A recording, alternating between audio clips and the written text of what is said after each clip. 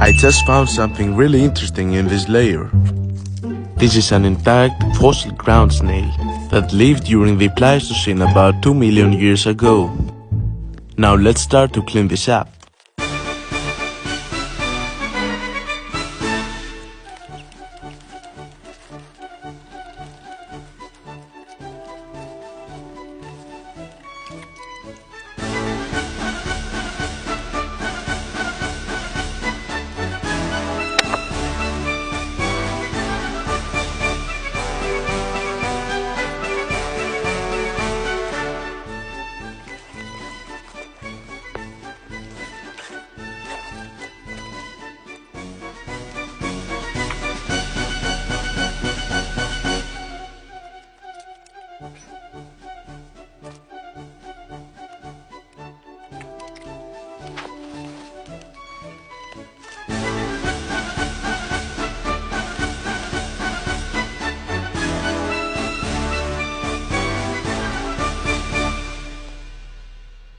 And now take a close look because I will take a picture of it with my camera.